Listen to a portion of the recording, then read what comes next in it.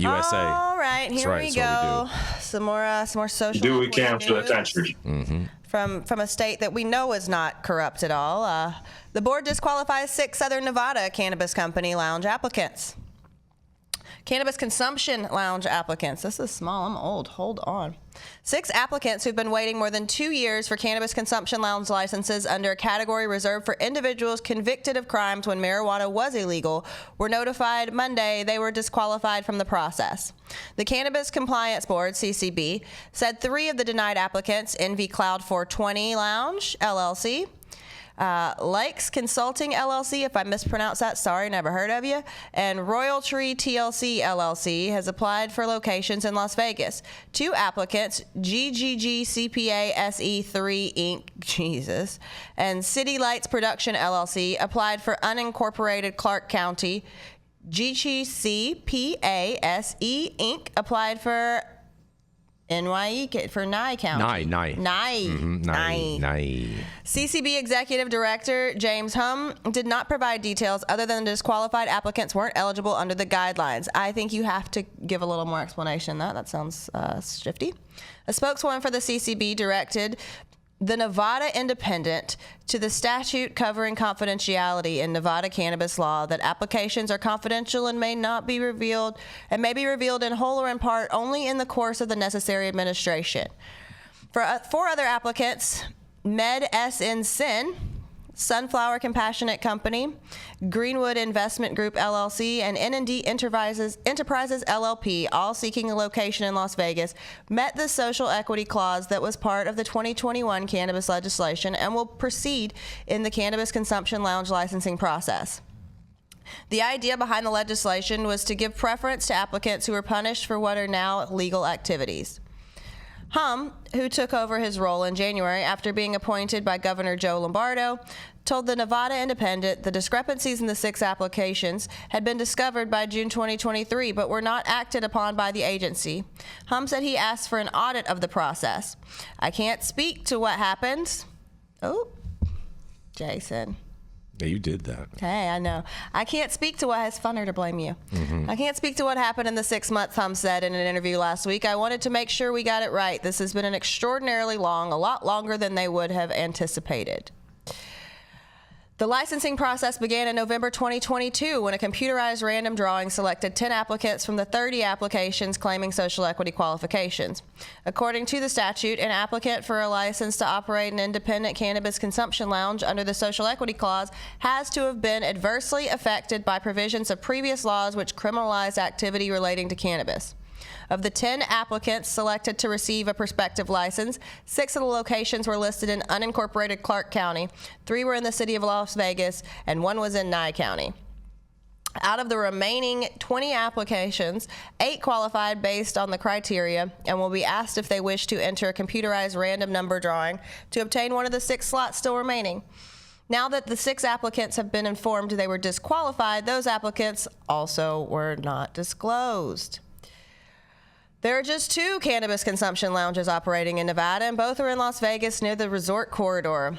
Dazed, inside the Planet 13 dispensary in an industrial area just west of the Strip, and Smoke and Mirrors inside the Thrive Cannabis dispensary, which is across the street from a back entrance to Resorts World Las Vegas, opened earlier this year. Shout out Resorts World. Love those people. They're great to me.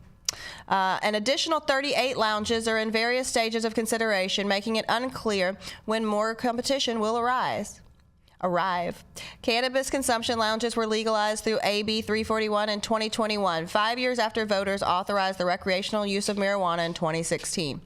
While dispensaries flourish, there are more than 100 retail cannabis stores throughout the state, according to the CCB. The lounges needed extra time to ensure they met state regulations. Hum said the CCB will return the $2,500 application fee for all 20 applicants not advancing in the licensing process. Eligibility requirements have been known since 2022. Hum said adding the applicants didn't meet the social equity qualifications as defined in the statute. He said the financial consideration for an applicant weren't looked at. Technically, we aren't rejecting their applications, Hum said. They actually can't move forward in the process because they're not eligible. I think that they should have looked at whether they were eligible or not before they selected them to go into the lottery, because there are probably people who were kicked out of that lottery That would have been eligible, and this just stinks once again. I don't know how Planet 13 has one open. I don't know how we've opened things while not considering social equity when we're saying that people with convictions should get the first shake at things. Also, Adam, please come home. I need the teleprompter. I miss you. Well, shout out to Larry. Yeah, right. Shout out to Larry, man, getting it. Yeah, I mean, this does not surprise me. Social equity has been a total joke, and just in that last paragraph, I mean, it just basically says it all. How do you have people entered in the lottery that haven't already been pre-qualified? You just setting people up to break their little hearts. It's so wrong. Well, maybe we're not breaking their hearts. If they didn't qualify under the conviction requirements or things like that, it sounds like they were trying to slip a fast one. Possibly, we don't know because they're not going to let us know what. So reach around. What we call it. A little reach around, a little, But I mean, there's an argument that they may have take their $2,500. Maybe they thought they they thought that they were qualified. Back. No, they fully refunded them. So there's an argument that they managed to get through a first pass vetting for qualifications, got into the lottery, were vetted further as they went further through the process. Nevada refunded their $2,500 back. Like, I don't think this is something nefarious. I think we need more consumption lounges, but like a regulatory agency that actually gives you your permit money back. Like, I'm not mad at this. They didn't give the money that they spent to put their application together back. Okay, well, listen, if you put an application together that you weren't qualified for it, it's your job. Like, I mean, that's fair too. The requirements are set out. I've looked at these in different states and different municipalities that set out, and there are a lot of people who try to skirt around those and give them the reach around, Rico. But if did you just say skirt and reach around, or am I just have a sick brain? Because I'm loving where you're taking this. Said it. You sound very healthy to me. I sure did. I mean, I think that they knew what they were doing when they submitted it. The $2,500 is to cover the cost of processing these applications, and maybe they gave it back because they didn't actually process them. They were just like, you submitted it, cool. But I mean, if you submit something, if I submit for, a car I can't fucking afford under some fraudulent information and I don't get my deposit back, maybe I should have been a dickhead.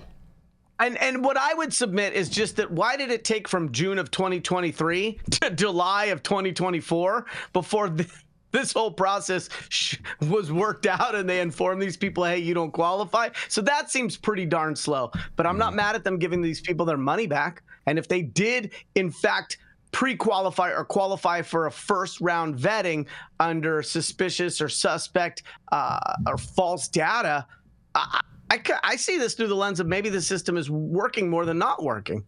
Maybe they should take that $2,500 and just put it in the real lottery and actually win some real money, and they make more than these social equity applicants ever would have. Or maybe they should that? Or how about they just go and go like to the win and just go throw it on black, Rico, and just see what's up. For $2,500, you can become a chicken. Always bet on black. Mm-hmm.